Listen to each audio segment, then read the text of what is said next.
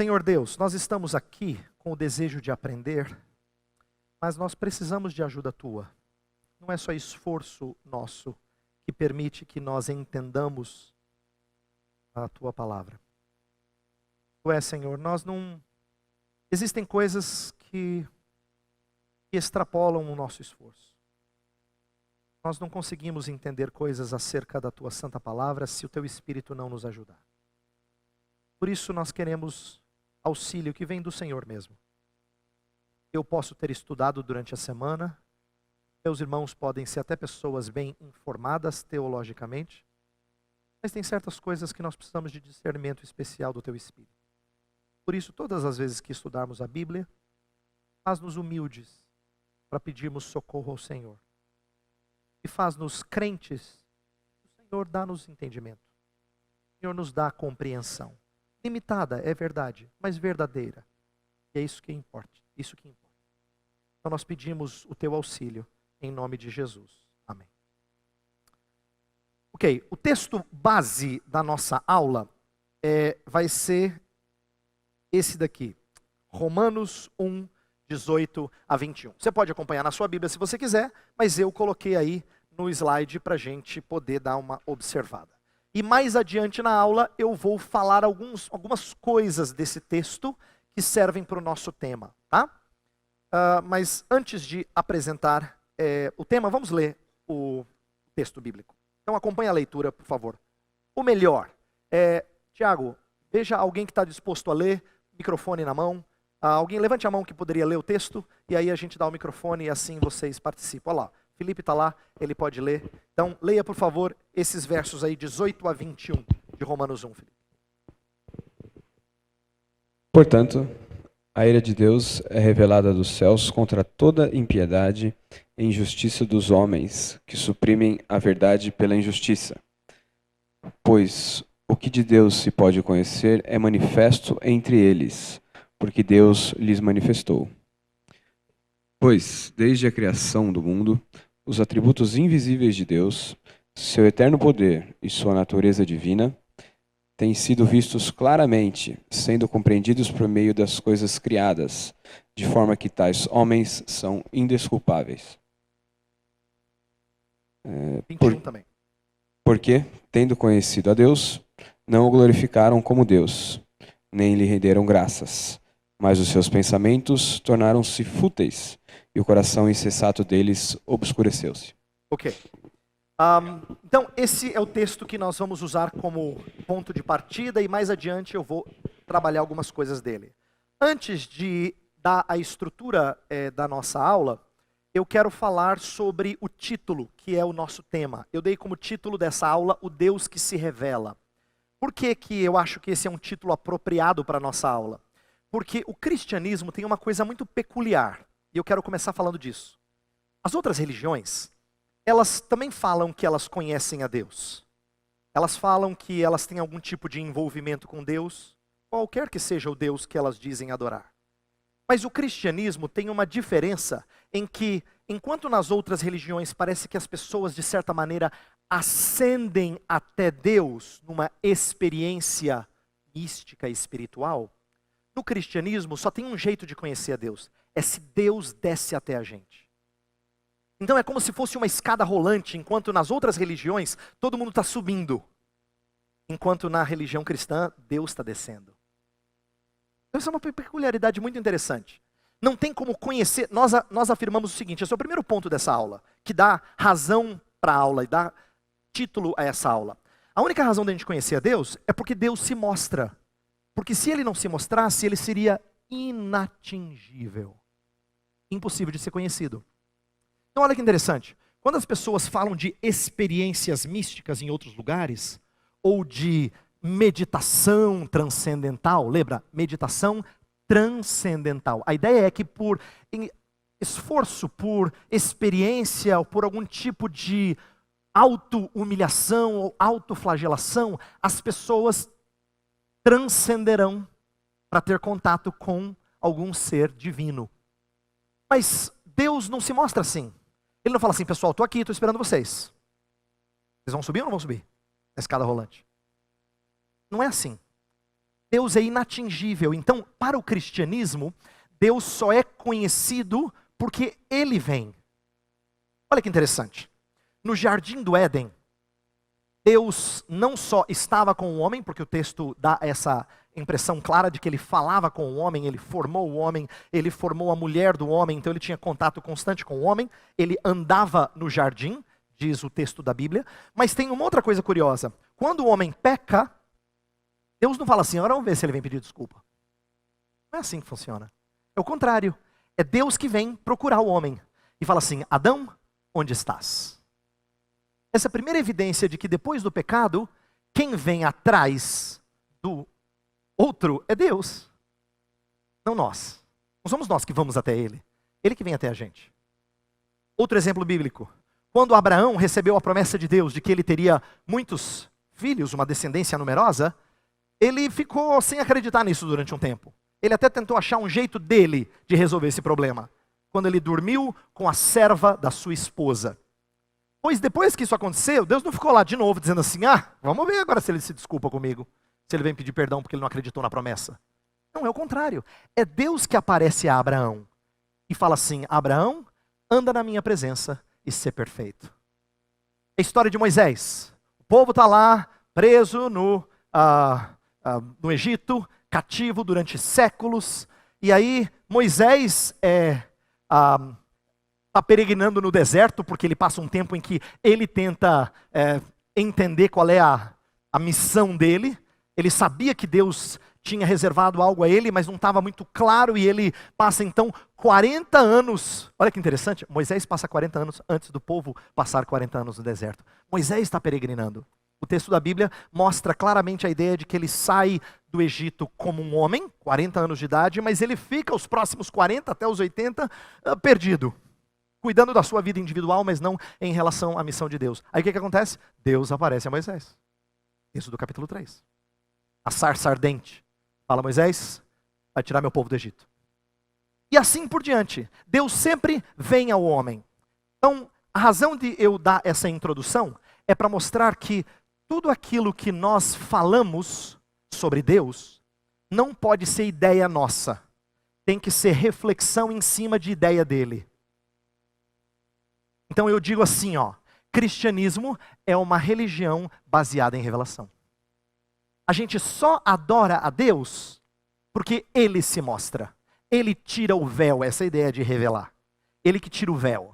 Ele que descobre, essa ideia de revelação. Ele que descobre. Se Ele não descobrisse, nós não o conheceríamos. Então essa é uma diferença fundamental. E é interessante que você saiba disso. Porque todas as vezes que uma outra religião fala que a pessoa, nossa, ela é muito humilde, ela está tentando buscar Deus, ela sem querer, às vezes até sabe, mas na maioria das vezes, inconscientemente, ela está proferindo uma atitude soberba. Ela que vai atrás de Deus. Como se ela pudesse. Aí você tem que explicar para ela assim, deixa eu te falar do Deus que eu conheço. Não fui eu que fui atrás dele. Ele que veio atrás de mim. Porque é isso que a Bíblia inteira ensina. Que Deus vem atrás da gente. Deus se revela, Deus é quem vem nos salvar e Ele é quem nos busca. Então, enquanto as pessoas estão aí dizendo, nossa, que bom, acho muito legal você ter essa sua religião, eu também tenho, eu estou buscando a Deus. Você fala assim, eu conheço um Deus que busca a gente primeiro. Isso é fundamental do cristianismo. Bem, se Deus se revela, então eu quero falar, e essa vai ser a estrutura da nossa aula hoje, eu vou falar menos sobre o primeiro ponto e mais sobre o segundo. Deus fala por 2 livros. 2 livros. O primeiro livro é a Escritura, é aquilo que a gente chama de revelação especial. Então, deixa eu explicar um pouquinho desse. Eu vou falar menos desse porque o pastor Jailson já falou bastante na sua exposição. Então eu vou falar menos da revelação especial. A gente chama ela de especial porque ela tem algumas coisas a mais do que qualquer outro tipo de revelação, né? O outro tipo de revelação, do qual eu vou falar um pouquinho mais hoje, é a chamada revelação geral, que é Deus se mostrando nas coisas criadas. Então tem 2 tipos de revelação, a gente fala. Uma geral, outra especial. A geral, ela é para todas as pessoas, por isso que ela é geral. E ela é mais ampla no seu conteúdo, ela não fala detalhes específicos. A especial, ela é especial, ela tem esse nome, porque ela tem coisas que a outra revelação não tem. Por exemplo, Se a Bíblia não falasse, seria impossível você deduzir que Jesus Cristo é Salvador dos homens. Impossível. Não tem como você descobrir isso se Deus não dissesse isso. E não explicasse o porquê que Jesus Cristo veio ao mundo. Então a gente diz que a Bíblia, chamada de Escritura, lembra a explicação do pastor Jailson? O que está escrito foi feito no passado, mas tem autoridade contínua. E vale para você hoje? Então Escritura é a ideia de alguma coisa que tem autoridade, que tem peso. Pois o que está escrito revela coisas de Deus que a sua criação não revela. Como, por exemplo, o fato de Deus ser também misericordioso, salvador. Essas coisas a gente só sabe porque a Bíblia diz. Tá? Mas deixe-me dizer algumas coisas a mais que estão aí no slide sobre a revelação especial e a revelação geral. Olha só, a Bíblia não contém registros de experiências religiosas. E é interessante eu falar um pouquinho. Porque pessoas que têm uma visão um pouco mais aberta sobre cristianismo, a gente chama de uma visão liberal, eles até podem olhar para a Bíblia com algum apreço. Diz assim, não, a Bíblia é muito importante, ela tem princípios excelentes para a nossa vida. É o que ela diz. Mas na verdade, ela vê a Bíblia como sendo apenas o registro de experiências que as pessoas tiveram com Deus. Então elas tiveram uma experiência marcante com Deus, aí o que fizeram? Vai lá e registra. Então Isaías disse que teve uma visão de Deus. Então Isaías vai lá e escreve. Davi teve uma inspiração para escrever uma poesia, ele foi lá e escreveu. Lucas fez uma pesquisa histórica e resolveu escrever sobre Jesus Cristo, então ele vai lá e escreve um evangelho, a partir das conversas que ele teve, porque ele era um jornalista, conversou com as pessoas e obteve as informações, e foi lá e escreveu. Mas todo mundo está escrevendo a partir das suas experiências religiosas com Deus. Deixa eu te dizer que a Bíblia não é isso. E se a gente acha que a Bíblia é isso, nossa visão da Bíblia é pequena, muito insignificante. Porque pouco me importa, ou na verdade pouco efeito tem eu saber da sua experiência religiosa. Mais efeito tem se Deus fala por ela. Aí é diferente. Uma coisa é eu ouvir o que você passou. Outra coisa é Deus falar diretamente comigo. Por isso que uma das expressões que os reformadores gostavam muito para se referir à Bíblia, eles falavam que a Bíblia é verbum Dei. É a expressão latina para palavra de Deus. Verbum Dei, a palavra de Deus. Deus fala por ela. Se Deus fala por ela, então, o que eu quero dizer aqui, na segunda parte da primeira ali, mas Deus é seu próprio autor, é que tem uma coisa muito curiosa acerca do que nós queremos descobrir na Bíblia. Eu não sei aqui se tem alguém na área de humanas, principalmente na área de letras, mas se você é da área de letras, talvez você já tenha ouvido falar sobre desconstrucionismo. Eu vou explicar bem rapidamente, bem simplificadamente, tá? É bem simplória, se a minha explicação assim for pobre, depois você fala comigo. Pastor, estava meio fraquinha, eu sei. Mas você pode falar comigo depois. É apenas para dar como contexto. O desconstrucionismo foi algo que surgiu nesse espírito pós-moderno que o pastor Jailson já mencionou na mensagem, em que as pessoas começaram a enfatizar que não dá para a gente ter certeza o que um texto escrito significa. Não dá para ter certeza porque uma vez que o texto foi escrito, há uma desconexão entre o texto e o autor. O texto pode ter um significado especial para você, e de repente o autor não quis colocar lá. Então sabe quando a gente ouve música? E quando a gente ouve essa música, você fala assim, nossa, eu gosto dessa música, sabe o que ela me lembra? Aí você fala uma coisa e alguém fala, nossa, engraçado, para mim não lembra isso. Esse é o tipo de desconstrucionismo. Isto é, as pessoas dizem assim, não, mas a música ela falou comigo desse jeito, eu gostei dessa música, ela me lembra assim, as minhas idas para casa da minha avó no interior. E o outro fala, nossa, nada a ver, para mim me lembra o sufoco da cidade grande. Nossa! Aquela ideia de, parece que cada um tem uma apreensão diferente de um texto, de uma poesia. No caso aqui da ilustração, de uma música. Bem, normalmente as pessoas dizem isso porque elas estão apelando para o subjetivismo.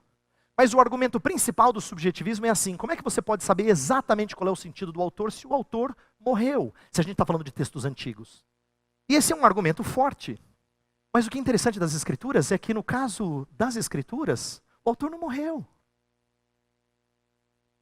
Tem mais, eu conheço ele. E ele me diz o que significa.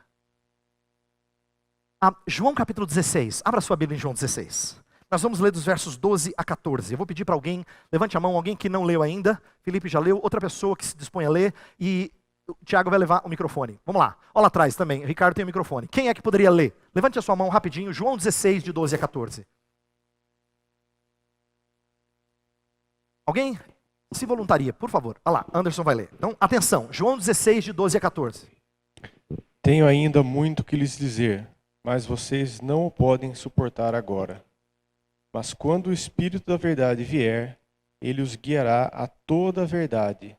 Não falará de si mesmo, falará apenas o que ouvir e lhes anunciará o que está por vir. Ele me glorificará, porque receberá do que é meu e o tornará conhecido a vocês.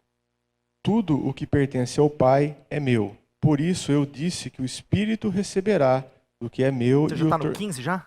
Sim. Não, era até o 14. Tá bom. Olha só, o que eu quis destacar com esse texto?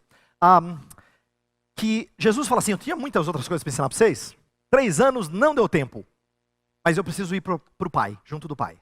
Então eu vou enviar um outro professor. E ele vai pegar tudo que eu ensinei e vai tornar isso conhecido de vocês. Isso é, vocês vão saber o que é. Vocês vão saber o que é. Então, quando eu falei que o autor continua vivo, e eu conheço ele, o que eu quero dizer é que a razão pela qual nós podemos dizer, nós entendemos a Bíblia, nós sabemos qual é a verdade de Deus, é porque o próprio Deus não só se revela, mas ele explica para você. Quando o Espírito Santo de Deus nos dá entendimento, é como se Deus estivesse explicando para você a própria revelação dele, a Bíblia Sagrada. Tá? Então, o que eu quero dizer por revelação especial aqui, então, é que Deus deu várias coisas a conhecer a nós, não são experiências dos homens somente, mas são palavra do próprio Deus, e ele não só falou, não só está escrito, que foi a ênfase do pastor Jailson na mensagem, mas ela pode ser entendida hoje, porque o próprio Espírito nos ensina essas coisas. O segundo ponto da nossa aula, e eu vou me deter um pouquinho mais nesse, é sobre como Deus fala por intermédio de outro livro. Essa expressão é usada desde a Reforma, que seria a criação. Essa é chamada de revelação geral, como eu falei, porque ela é para todos os homens. Mas interessante disso é que mesmo as pessoas que não têm muito acesso à Bíblia, não significa que elas não tenham acesso a alguma manifestação de Deus ou testemunho de Deus. Porque a Bíblia fala que Deus nunca fica sem testemunho dele. Então eu quero ler textos da Bíblia com vocês, para mostrar que Deus também discursa por intermédio de outras coisas que não a Bíblia. O primeiro texto, nós já lemos na liturgia. Salmo 19, de 1 a 4, fala sobre como Deus comunica por intermédio de seres inanimados, como por exemplo o sol, as estrelas, a lua, os céus. Ele fala mais detidamente sobre o sol, tá? Mas quando o texto fala assim, os céus proclamam a glória de Deus, e o firmamento anuncia as obras das suas mãos, esse é o primeiro verso, ele está usando termos que dizem respeito a uma palavra. Mas eu queria que alguém lesse a partir do versículo 2 até o 4. Salmo 19, do 2 até o 4. De novo, levante a sua mão e a gente leva o microfone. Neto, você pode ler? Aí já está o microfone aí. Leia do 2 até o 4. Um dia fala disso a outro dia. Uma noite o revela a outra noite. Sem discurso nem palavras. Não se ouve a sua voz, mas a sua voz ressoa por toda a terra. Não é legal que o texto parece que faz uma contradição, mas não é uma contradição. Você está entendendo o que ele está querendo dizer? Ele diz assim, ó, não tem palavra, mas tem palavra. Como assim, não tem palavra, mas tem palavra? Não, ele falou, não se ouve a voz dele. Ele não fala do jeito que a gente fala, mas ele fala, ele comunica. Você olha e fala assim, uau! É isso que o texto está dizendo. Termina, por favor. E as suas palavras até os confins do mundo. Nos céus ele armou uma tenda para o sol.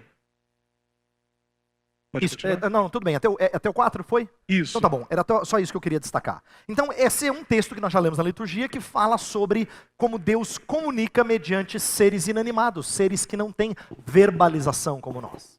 Um segundo texto que mostra que Deus também dá testemunho por intermédio do seu cuidado da criação. Isso que significa providência. Deus não só fez as coisas, mas Ele sustenta as coisas, Ele as segura. E isso, de certa maneira, comunica. Está em Atos capítulo 14. Então eu queria que outra pessoa lesse Atos 14, de 15 a 17. Só para explicar o contexto. Já levantou a mão? Beleza. Então, explicar o contexto. Atenção. Esse é um texto em que Paulo e Barnabé estão lá pregando o evangelho e alguma coisa espetacular acontece e as pessoas começam a achar que eles são deuses. Aí eles falam assim, gente, nós somos homens como vocês, deixa eu falar desse Deus. Eu não sou Deus. Começaram a chamar eles de nomes de deuses, romanos, gregos. E ele diz, não, eu não sou o Deus. Veja só o texto. Senhores, por que fazeis isto? Nós também somos homens como vós, sujeitos aos mesmos sentimentos. E vos anunciamos o Evangelho para que destas coisas vãs vos convertais ao Deus vivo, que fez o céu, a terra, o mar e tudo o que há neles. O qual, nas gerações passadas, permitiu que todos os povos andassem nos seus próprios caminhos. Contudo, não se deixou ficar sem testemunho de si mesmo, fazendo o bem, dando-vos do céu chuvas e estações frutíferas, enchendo o vosso coração de fartura e de alegria. Olha só, o final, o verso 17, que é o último que o presbítero Fábio leu, fala assim que Deus não deixou vocês sem testemunho. Isto é, você não ficou no vácuo, como a gente fala. Você não ficou no vácuo. Alguma coisa de Deus foi comunicada mesmo para vocês que não conhecem a palavra que é a Bíblia. Mesmo vocês ouviram coisas de Deus. E aí ele explica. Por quê? Porque Deus trouxe sol e chuva. Quer dizer, como é que essas coisas funcionam tão perfeitamente e me dão o alimento que eu preciso? Isso na Bíblia é chamado de testemunho de Deus. De que tem alguém cuidando dessas coisas. Lembra, esse testemunho é tão forte que a gente não pode deduzir as coisas são assim porque são assim. Isso não é resposta. Falar do acaso não cuida, acaso é cego. Os próprios evolucionistas reconhecem isso. Eles falam de uma criação, de uma estrutura que ela é cega. Uma das expressões usadas por eles é de que essa mãe natureza seria um relojoeiro cego. Ele montou toda a estrutura, mas ele não vê nada. Mas não é isso que as pessoas percebem quando tem chuva, quando tem frio, calor, você planta semente, ela dá certo, aí tem comida, aí enche o seu coração de fartura e de alegria. O texto quer dizer, Deus está dando testemunho. Então o seu cuidado da criação também é um testemunho de Deus. Terceiro lugar, Deus também dá testemunho na própria constituição humana. Isto é, a maneira como Deus fez os homens, imagem e semelhança dele, também dão algum testemunho para os próprios homens de que Deus existe. Então, outra pessoa agora, Romanos 2, vamos do lado de cá. Alguém aqui se voluntaria? Romanos 2, 14 e 15. Olha lá, levante a sua mão, é só para ler. Beleza, Paulinha vai ler, o microfone vai chegar aí. Romanos 2, versos 14 e 15. De fato, quando os gentios que não têm a lei praticam naturalmente o que ela ordena, tornam-se lei para si mesmos, embora não possuam a lei, pois mostram que as exigências da lei estão gravadas em seu coração. Disso dão testemunho também a sua consciência, os pensamentos deles, ora acusando-os, ora defendendo-os. Ok. Esse texto significa o seguinte. Paulo estava falando com os judeus primariamente nessa sessão, e ele fala assim, vocês judeus receberam a lei de Deus. A lei de Deus explicita como é que Deus quer que você viva. Então a lei veio por intermédio de Moisés. A lei como nós conhecemos, a lei que o judeu obedecia, tá? Moisés lá no Monte Sinai recebe os 10 mandamentos, depois ele registra várias outras leis que controlam o sacrifício, controlam a vida civil e social de Israel. Tem várias leis no famoso Pentateuco, 5 primeiros livros da Bíblia. Gênesis, Êxodo, Levítico, Números, Deuteronômio. Esses livros têm bastante lei. Então, judeus, vocês receberam a lei. Mas como é que o gentio, que são os outros povos, que não receberam lei, como é que às vezes eles acertam? Como é que às vezes eles conseguem fazer alguma coisa que é correta? Ou mais importante ainda, como é que quando eles fazem o que é errado, alguma coisa acusa, dizendo, não está certo? Paulo explica. Ele fala assim, porque mesmo eles não tendo recebido a lei formalmente, externamente, como vocês receberam, eles têm uma lei gravada no coração. Então a ideia de que o ser humano tem uma consciência moral, de que tem alguma coisa que o acusa, mostra que Deus não deixou sem testemunho, inclusive dentro do homem. Deus não deixou de testemunhar ao homem, inclusive imprimindo alguma coisa dentro do homem. que seria essa consciência moral. Eu vou ler, abra sua Bíblia em Romanos 1:32, que é o final do texto longo que eu li só um pedacinho. Em Romanos 1:32, Paulo está dizendo que os homens que agem de maneira incorreta e imprópria, eles sabem do juízo de Deus. Olha só. Embora conheçam o justo decreto de Deus, de que as pessoas que praticam tais coisas merecem a morte, não somente continuam a praticá-las, mas também aprovam aqueles que as praticam. Ele está falando de gente que não só é má no sentido de que não só faz o que é mal, mas até louva, elogia quem faz o que é mal. Mas a parte que eu quero destacar é a primeira do verso. Diz assim, eles sabem que isso é passível de juízo. Tem alguma coisa cravada neles que eles não podem dizer assim, fazer mal para as pessoas é ruim? Ah, eu não sabia. Tem alguma coisa cravada neles que já lhes permite saber disso, mesmo sem ter ouvido a Bíblia. Eles sabem que promover o mal do outro não é certo. Ele pode até gostar, ele pode até achar vantagem nisso, mas não é correto. Então, a ideia da segunda parte, e eu vou gastar mais tempo nela no resto da nossa aula, é dizer que esse é um testemunho que Deus dá, inclusive às pessoas que não têm um relacionamento de salvação com Deus. Eu quero explicar isso melhor daqui a pouco. Então, eu vou fazer um resumo muito breve do capítulo 2 do nosso livro. Alguém está com o livro do Sproul aí? Por favor, Bena, só para eu mostrar. Olha aqui. Então, para quem não tem o livro ainda, esse é o livro que a gente está usando como base da nossa escola dominical. É do R.C. Sproul, o que é teologia reformada. E a aula de hoje está, de certa maneira, conectada ao capítulo 2. O capítulo 2 fala mais da escritura. Como o pastor Jailson falou bastante da escritura na mensagem, eu vou só resumir alguns pontos e depois eu vou passar para a segunda parte que ele menciona no capítulo, mas ele não trata extensivamente. Tá? Então, 3 premissas que eu quero compartilhar com vocês porque são importantes. A primeira é sola escritura, e o pastor Jailson tratou bastante disso. Diz assim, a Bíblia como única fonte infalível de revelação especial exclui a tradição. O que significa é que, enquanto a igreja romana, na época da Reforma, ela falava da importância do ensino que vinha da igreja, tanto em tempos passados, tradição, quanto em tempos presentes, o magistério, que o pastor Jailson explicou, isto é, era o clero, os homens estudados, os arcebispos, e os cardeais, os grandes mestres da igreja, enquanto eles diziam que isso tinha um peso tão importante quanto a Bíblia, a Reforma disse assim, olha, não dá para dizer isso, sabe por quê? Na prática, nunca é igual, um sempre engole o outro. Na prática, um sempre se sobrepõe sobre o outro. E quando você valoriza demais a tradição, o que acontece? A tradição acaba tendo uma proeminência maior do que a própria Bíblia Sagrada. Então a Reforma disse sola escritura no sentido de que só a Bíblia é a autoridade infalível. E hoje nós temos que preocupar com o mesmo tipo de erro. Quando a gente fala dos credos, das confissões que nós temos na igreja, eles não são ruins, mas eles têm uma autoridade subordinada.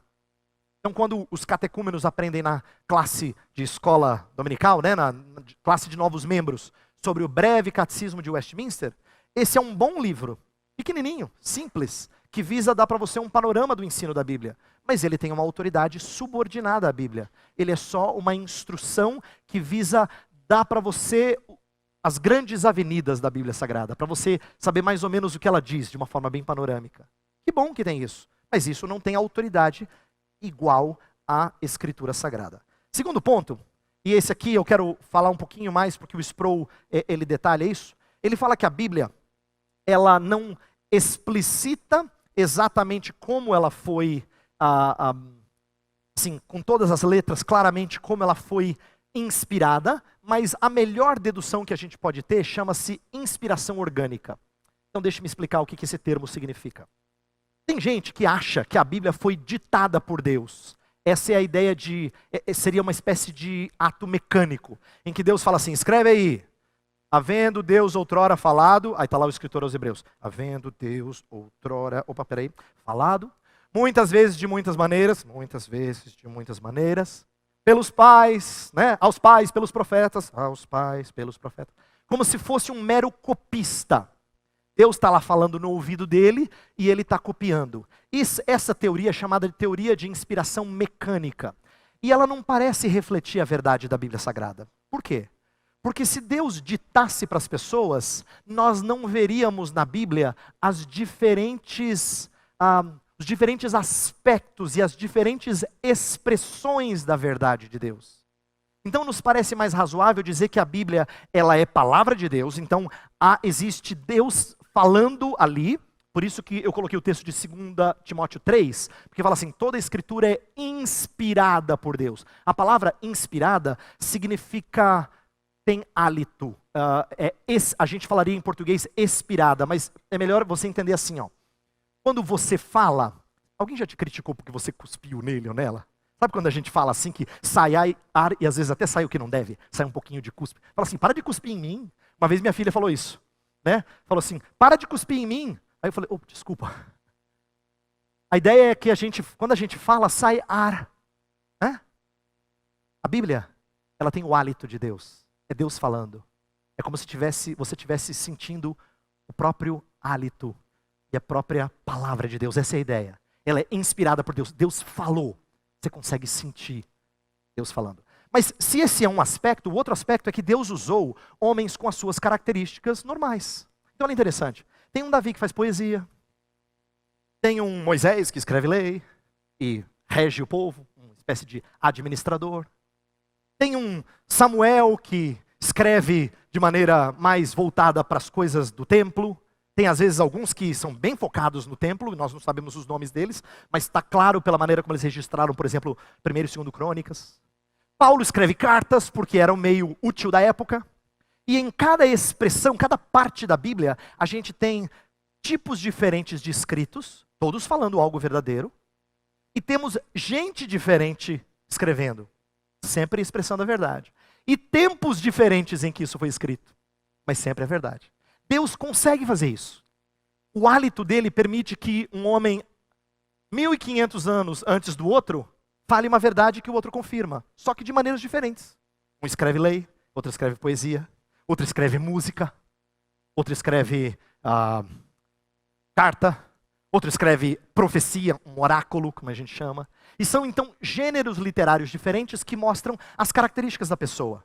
Se você conseguisse estudar com mais cuidado, por exemplo, um Isaías e um Amós, você veria que Isaías é mais rebuscado do que Amós, porque Isaías provavelmente teve mais treinamento do que Amós. Amós era um boieiro, ele fala, era um fazendeiro. Então, a maneira como ele escreve não é tão bela e rebuscada como quem fez faculdade, como Isaías. Entendeu?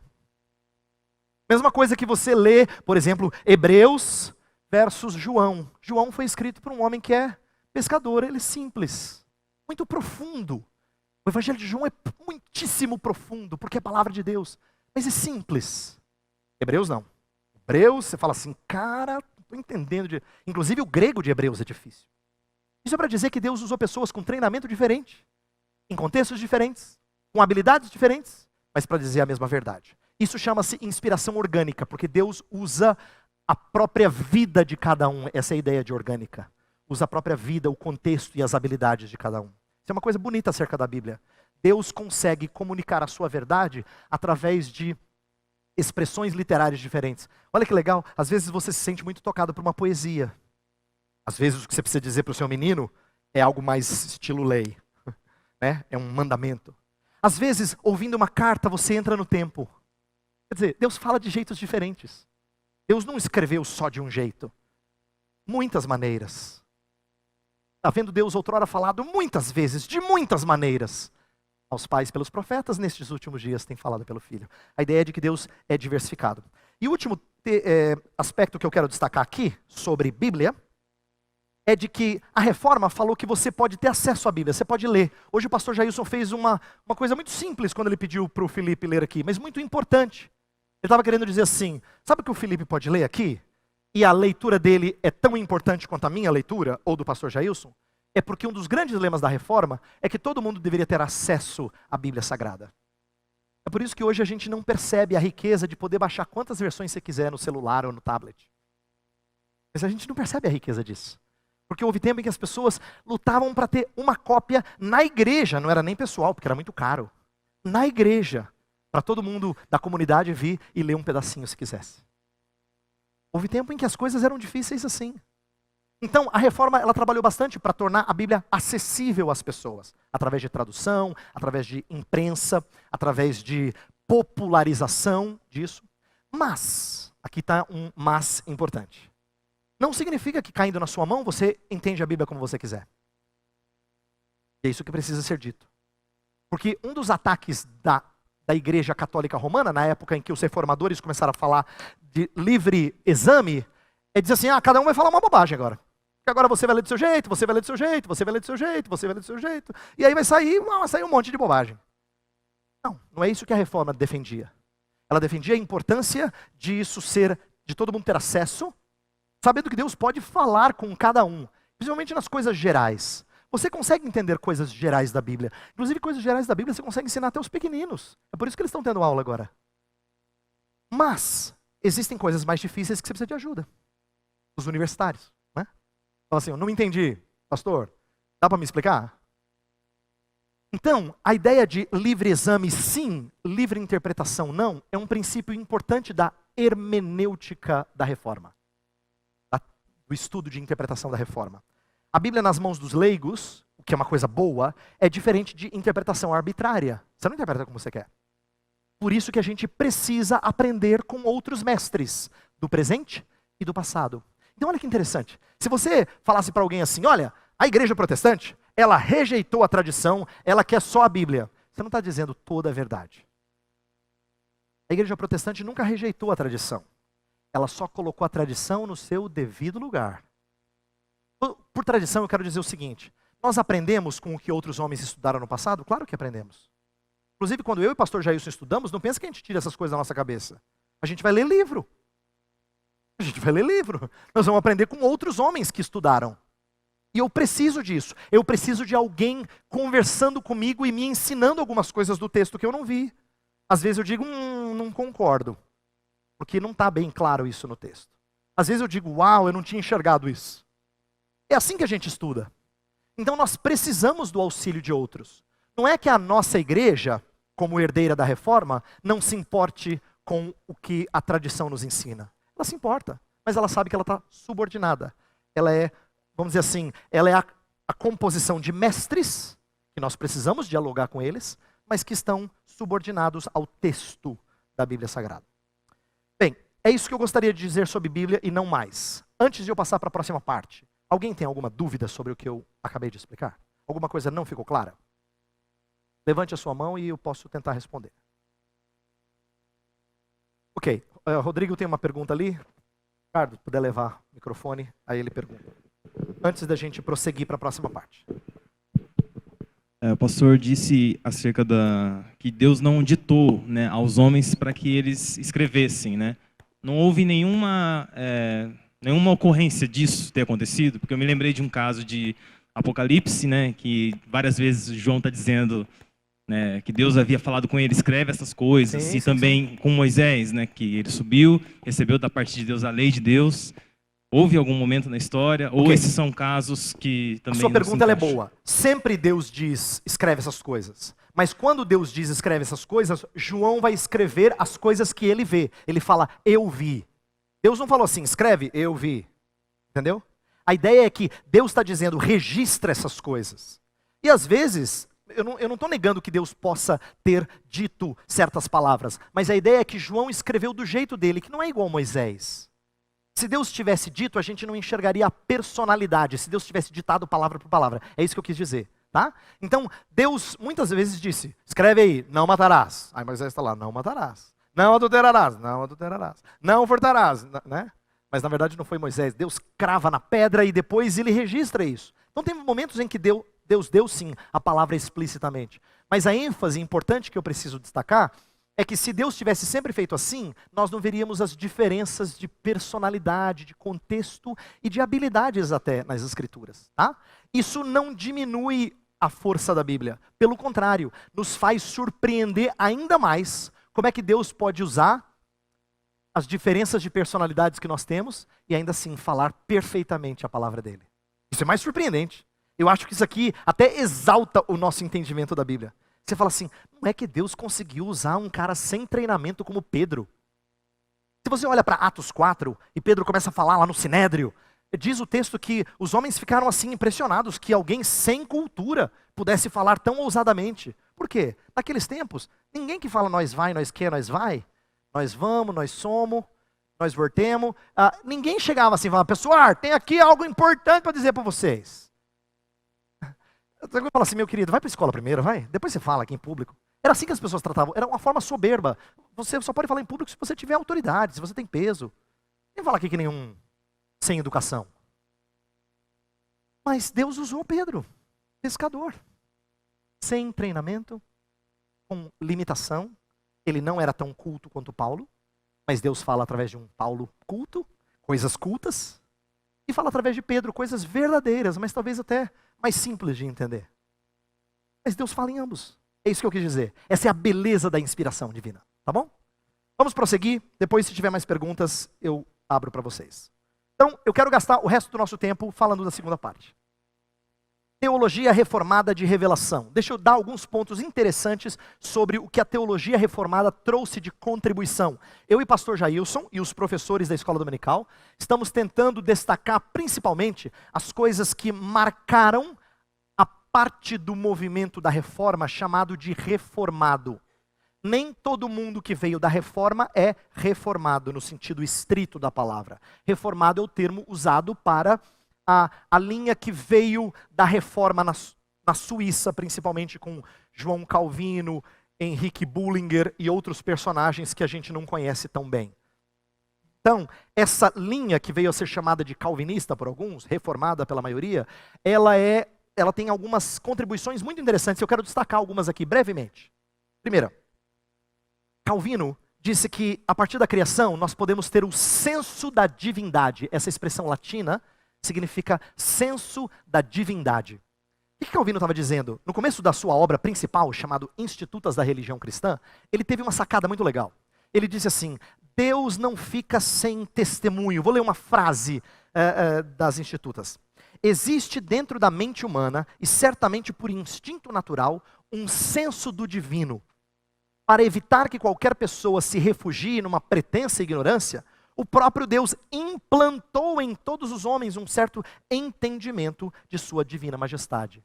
O que ele está dizendo é que Deus colocou uma semente, uma inclinação dentro do homem de que Deus existe. E esse é o senso do divino. Nem todo mundo reconhece isso, e a gente vai falar isso daqui a pouco, mas isso existe.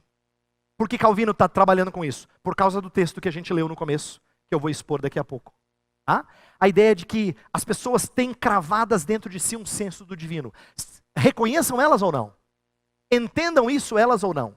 Mas existe alguma coisa. Tanto é que elas passam a vida inteira procurando algo que lhes dê sentido. Se elas não encontram em Deus, elas vão procurar em outra coisa. Porque elas sabem que não dá para viver para algo mesquinho. Você tem que viver para algo maior. Todo mundo vive por algo maior. Às vezes o maior dele é dinheiro. Às vezes o maior dele é fama. Às vezes o maior dele é aceitação social. Tem várias maneiras de você procurar alguma coisa que dê sentido à sua vida. Mas é a ideia de que você luta por algo maior. Todo mundo tem esse senso de que tem algo maior na vida. Não é possível. Não é só isso aqui. Não sou só eu e essa minha vidinha pequena. Tem que ter alguma coisa mais importante. Então as pessoas estão respondendo erroneamente ao senso do divino. Mas existe um senso do divino. Isso é muito interessante. Segundo ponto que a teologia reformada contribuiu. Infelizmente, o pecado, ele afetou o nosso entendimento dessas coisas.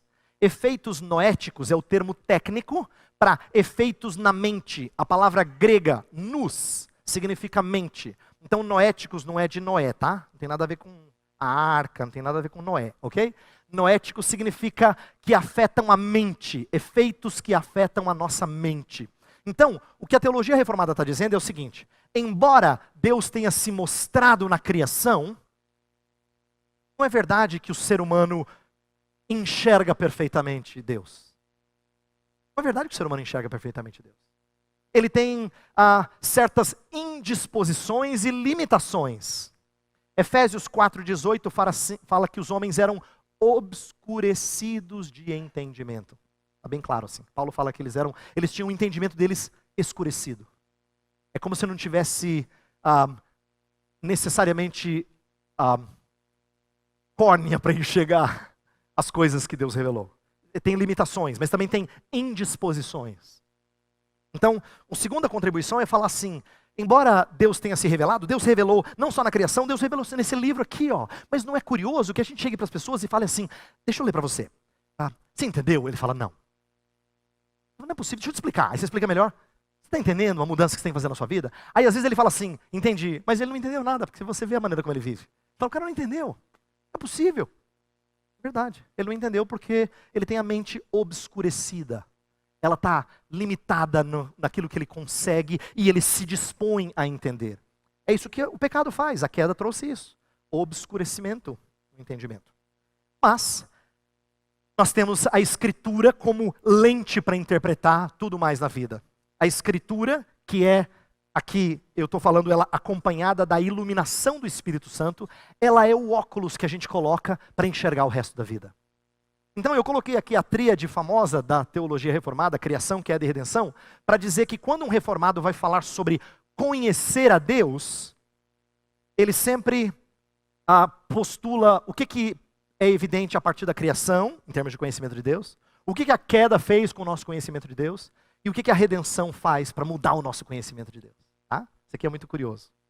Vamos lá, próximo slide. Agora eu queria perguntar a vocês brevemente, eu queria a participação de vocês, tá?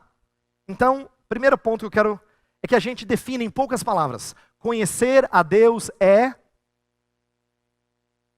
Então, talvez a gente não dê para fazer de microfone, agora a gente vai fazer um pouquinho diferente. Eu quero uma frase curta, vem da sua boca. Conhecer a Deus é... se relacionar com Ele. Então, a Ivete está falando de um aspecto, de um elemento relacional do conhecimento. Conhecer a Deus é... ter a Cristo. Então tem um elemento de posse aí, de conhecimento. Né? Ter a Cristo. Conhecer a Deus é essência da vida. Ok, vocês estão tão bonitos, poéticos hoje. Conhecer a Deus é obedecê-lo. Existe um elemento de obediência aí no conhecimento. Conhecer a Deus é conhecer a nós mesmos, quer dizer, conhecer a Deus acaba gerando um bom entendimento da nossa pessoa, verdadeiro. É conhecer a palavra de Deus. Veja só, vocês trouxeram todas contribuições muito interessantes, mas eu vou fazer uma outra pergunta. E é chave pelo fato de vocês terem dito as coisas que vocês disseram. Eu já imaginava que vocês fossem dizer o que vocês disseram. É por isso que eu preparei a aula assim. Então olha só. O ímpio conhece a Deus? Eu já vou dar a resposta. De acordo com as definições de vocês, não. Mas, eu preciso dar a resposta que eu acho mais verdadeira. Sim e não. Sim e não. Porque o texto que a gente leu no começo, e eu vou para ele agora, fala de algum tipo de conhecimento que o homem sem Deus tem de Deus. Então é verdade, o que vocês disseram sobre o conhecimento de Deus é verdadeiro. E nesse aspecto a gente não pode dizer que o ímpio conhece a Deus. Mas tem um outro aspecto em que ele conhece a Deus. Eu quero mostrar agora o texto para a gente fazer uma leitura rápida e uma aplicação final. Olha só, eu fiz algumas observações em cor, pena que não aparece tão bem. Mas nos slides, na filmagem depois você pode ver, vai ficar mais claro. Tá?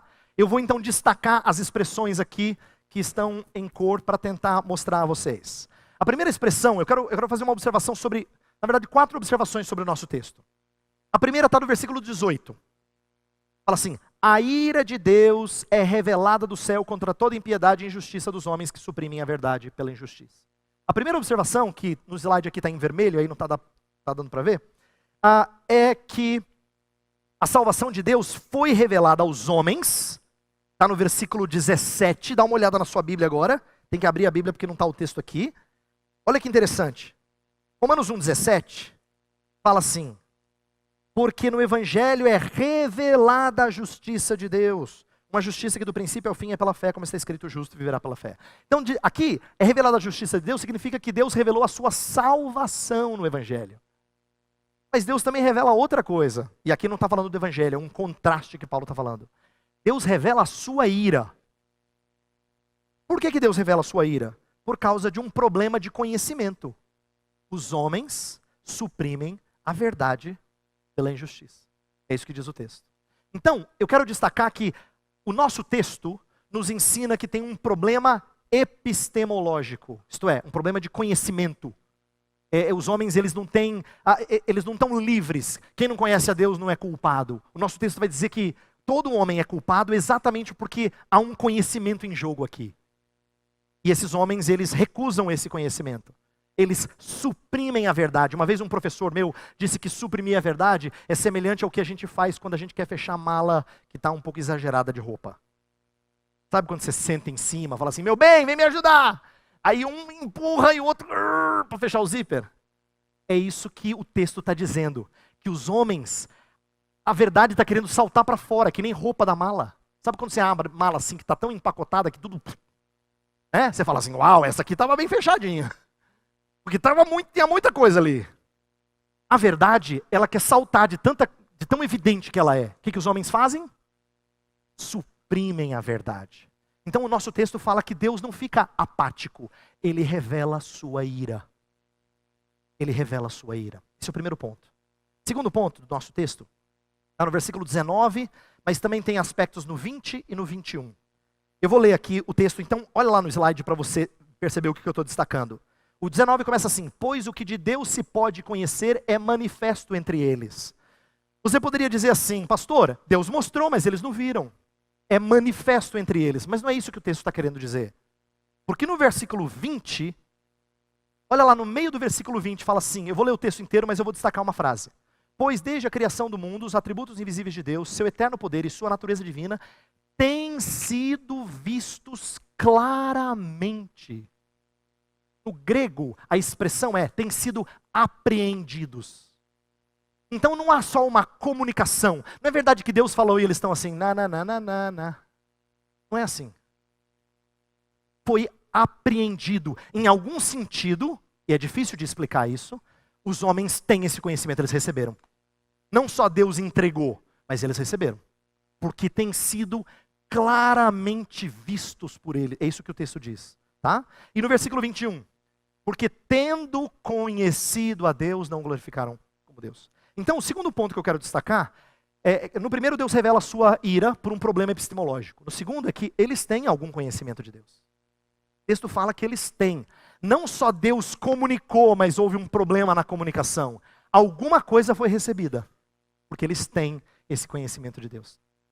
Terceiro ponto, está no meio do verso 20, fala assim, pois desde a criação do mundo, os atributos invisíveis de Deus, seu eterno poder e sua natureza divina. Essa expressão mostra as coisas que Deus destacou, as coisas que Deus mostrou aos homens. O que pode ser visto na criação? Pelo menos essas duas, talvez mais, mas pelo menos essas duas. De que há um ser maior do que isso que a gente vê, e ele deve ser muito poderoso. O texto da palavra diz que isso é claramente visto. Então as pessoas podem até dizer assim, não, mas eu não creio. Mas o não crer, que a gente chama de ateísmo, é na verdade um esforço de raciocínio, não é o natural. Eu lembro, eu estava lendo um material que eu escrevia anos atrás, em que eu contei uma historinha. A historinha era assim, havia um pai descrente e uma esposa crente em Jesus Cristo, e eles tinham um pouco de dificuldades nesse relacionamento. Tinha uma filhinha que ainda era muito pequena para entender esse dilema entre pai e filha. Mas o pai era um homem muito culto, que não cria em Deus, e ele quis um dia passear com a filha na cidade. Morava no interior, na fazenda, assim e tal, e quis um dia passear na cidade, levou a filha para passear. Aí, na parte da manhã, foi num museu de arte, e aí mostrou, tá vendo minha filha, isso aqui foi pintado por fulano de tal. Isso aqui foi pintado, isso aqui é uma expressão de tal movimento artístico. E a menina aprendendo com o pai. Pai, quem fez isso aqui? E ele muito culto. Às vezes ele lia lá a plaquinha do lado da obra de arte, mas tentando mostrar para a filha que ele sabia essas coisas. Depois, à tarde, ele leva a filha para uma feira de ciências. Aí assim, olha que legal isso aqui, minha filha, deixa eu explicar para você gravidade. Quem descobriu foi assim, assim. Aí ele, em tudo isso ele estava exaltando os homens que ou pintaram ou cunharam teorias para entendimento. No final da tarde eles estavam voltando para casa, e aí enquanto o pai estava tentando explicar mais algumas coisas para fazer esse dia educativo completo, a mãe estava mostrando o entardecer, falando, olha filho, que bonito, olha o que Deus fez. E o pai nada, né? Não dava uma brecha. Olha lá, minha filha, olha as flores, que coisa bonita, tal. Aí a menina olhou para o pai e falou assim, pai, quem fez o sol? Ele ficou muito bravo. Minha filha, você não está prestando atenção no que eu estou falando? Leonardo da Vinci e outros homens, eu citei tanta gente importante, você fica perguntando umas coisas, porque ele já estava vendo que o negócio estava indo para o lugar errado. Aí ela entendeu o recado e falou assim, pai, quem fez o Leonardo da Vinci? Ela foi para o assunto dele, mas a cabecinha dela funciona de maneira criacionista. Ela não pensa assim, como é que Leonardo da Vinci surgiu do nada? Na cabeça dela isso não funciona, não é natural. Na verdade, você tem que fazer um esforço mental para você dizer que é assim que as coisas surgiram. Ninguém chega numa galeria de arte e fala assim, como é que as tintas se juntaram para essa bela pintura? Ninguém faz assim. Porque a gente tem algo cravado no programa aqui, que diz assim, as coisas são feitas. Quem as faz tem criatividade, então tem um ser criador por detrás. No caso da pintura é um artista. E no caso da beleza na criação é o criador. Isso é para mostrar que existe esse conhecimento, isso pode ser visto, embora os homens rejeitem. E a última coisa do texto, para a gente começar a fechar a aula, porque já está acabando o tempo. Final do versículo 21 fala assim, mas os seus pensamentos, últimas duas linhas, mas os seus pensamentos tornaram-se fúteis e os seus corações insensatos se obscureceram. Olha que interessante. Pelo fato de eles terem rejeitado o conhecimento de Deus, eles acabaram tendo um problema de conhecimento. Quem rejeita o conhecimento de Deus, tem o seu conhecimento da vida afetado. Não conhecer a Deus, necessariamente significa não entender a vida adequadamente. Necessariamente. Tornaram-se fúteis nos seus raciocínios, nos seus entendimentos. Fúteis, insensatos. Eles não conectam mais com clareza. Então, o nosso texto diz basicamente o seguinte: Deus está irado com os homens por causa de um problema de conhecimento. Esse problema é que os homens suprimem a verdade. Segundo ponto, eles têm esse conhecimento. Não só foi mostrado para eles, eles têm, em alguma medida eles têm. Terceiro ponto, essas coisas que foram mostradas são de que há um Deus grandioso e Ele é muito poderoso. Pelo menos isso pode ser deduzido. Mas isso não foi o suficiente para os homens se renderem a esse Deus. Então o que eles fizeram? Eles adoraram a criatura em lugar do Criador. A continuidade do texto vai mostrar isso. Então, em quarto lugar, como consequência do problema deles, eles ficaram, vou usar uma expressão ruim, mas você vai entender, eles ficaram emburrecidos. Eles tiveram um problema de entendimento, porque eles recusaram o conhecimento de Deus. Então tiveram um problema de conhecimento como resultado disso. O meu último slide é para dizer a você algumas coisas importantes sobre tudo que nós falamos. Bem rapidamente, nossa aplicação, para fechar a aula. É de que essas informações valem para nós conversarmos com gente que não teme a Deus. Ou que diz que teme a Deus, mas vive como se Deus não fosse importante. Nós defendemos a nossa fé, isso que é apologética. Quando a gente defende a fé, o que a gente precisa saber? Algumas coisas breves e eu vou encerrar. Primeira, não há necessidade de provar a Deus. Se você gosta de filosofia, ou gosta de livro assim, grosso, denso, difícil, você deve ser daquele tipo assim que já ouviu falar do argumento cosmológico, do argumento teleológico, do argumento ontológico. São vários argumentos que no decorrer da história da igreja foram usados para dizer que tudo fala que Deus existe, existem provas filosóficas da existência de Deus. Mas embora esses argumentos sejam interessantes, eu não estou descartando eles de todo, a verdade é que a Bíblia nunca se preocupa em provar Deus. Ela começa como? No princípio criou Deus. Não é num princípio existia um Deus. Ela já parte desse pressuposto. No princípio criou Deus. Ela já começa falando o que Ele fez, não que Ele existe. É assim que a Bíblia é escrita. E isso é verdadeiro para todas as pessoas que nos visitam e que frequentam esta igreja e que estão fora dessa igreja. Você, na verdade, não vai adquirir um conhecimento de Deus que você não tem nada de conhecimento dele. Não, você vai adquirir mais conhecimento de um Deus que você, em alguma medida, já conhece. Em alguma medida, sabe que Ele está lá. Talvez você não tenha respondido bem a Ele, mas Ele está lá. E a Bíblia diz que ele está lá. Então, quando eu converso com alguém que não se diz um cristão, eu não preciso dizer assim, pastor, que argumento eu uso para mostrar para ele que não tem jeito, Deus existe mesmo. Não se preocupe com isso. Ele sabe, ele nega, mas ele sabe. Ele sabe. A Bíblia parte desse pressuposto. É muito curioso isso. Eu conversar com gente que não crê em Deus, quando na verdade ele sabe que Deus existe, ele só rejeita isso na vida dele. Isso é muito curioso. Isso muda a maneira como eu converso com ele. Não tem tanto a ver com a habilidade que eu tenho de argumentar. Tem mais a ver com o segundo ponto.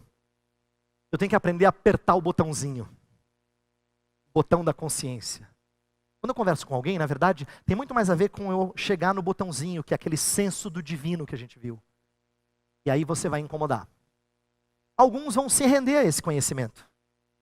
E dirão assim, eu preciso aprender mais. Você me ensina? Mas a maioria, como a nossa experiência mostra, vão dizer, eu não quero mais conversar. Vamos mudar de assunto? Só pra gente ficar amigo. Porque esse botãozinho incomoda. Incomoda. Ele existe. É por isso que ninguém fica apático diante de Deus. Ou você o ama, ou você o odeia. Não existe apatia. As pessoas podem achar que são apáticas porque elas estão suprimindo. Mas na hora que isso vem à tona, ou você ama, ou você odeia. Último ponto.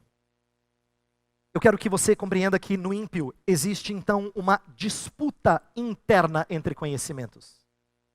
Ele sabe algumas coisas sobre Deus, mas ele não obedece, como o Aldo mencionou. Ele não tem relacionamento de amor, como Ivete falou. Alguns de vocês terá Cristo, como Zé Ventura mencionou, e outras coisas mais, não é? Isso ele não conhece. Ele conhece, mas ele não conhece. Então tem uma briga interna dele. E parte da nossa conversa, quando a gente vai falar com alguém que não crê em Deus, ou vive como se Deus não existisse, é tentar trazer isso à tona. Porque isso vai necessariamente gerar uma decisão. Nem sempre favorável. A gente gostaria que fosse favorável. Principalmente se são nossos amigos, se são nossos parentes. A gente gostaria muito que eles ouvissem isso e falassem assim, pois eu quero seguir esse Deus. Mas nem sempre é assim. Então, eu só estou dizendo de coisas que existem. Não estou falando do que vai dar certo. Isso você sempre vai suplicar a Deus. Senhor, eu queria muito falar do evangelho para aquela pessoa, mas ela diz que ela não crê em Deus. Como é que eu vou falar para alguém que não crê em Deus? Não, eu falo de Deus, eu falo, não creio que existe. Não dá nem para começar a conversa. O que eu estou dizendo para você é, ela sabe. Fique certo de que ela sabe. Ela pode não admitir, mas ela sabe. Ela pode nem ter tanta consciência disso. E eu acho que ela não tem, mas ela sabe. E trazer isso à tona vai trazer reações ou excelentes, ou horríveis. Mas nunca mornas. Nunca apáticas. Meu desejo é que você tenha essa disposição de apertar o botãozinho. Eu vou orar, nossa aula já acabou. Se você tiver dúvida, depois você pode perguntar, tá bom? Senhor Deus, nós te agradecemos porque a tua palavra nos ensina muitas coisas. E eu apenas ressaltei uma delas hoje pela manhã. Dá aos meus irmãos entendimento ainda mais claro dessas verdades. De que todo homem tem algum grau de testemunho do Senhor com ele. De que isso deve ser trazido à tona, para que as pessoas respondam em fé ou em desaprovação total, em ódio em relação ao Senhor. É uma pena que os homens respondam assim, Senhor, mas é mais uma prova de que eles te conhecem em alguma medida. É mais uma prova de que o Senhor os incomoda. Por isso nós pedimos que o teu povo seja ousado para falar, certo dessas coisas, tendo isso o pano de fundo das nossas conversas. Nós oramos pedindo esse auxílio em nome de Jesus.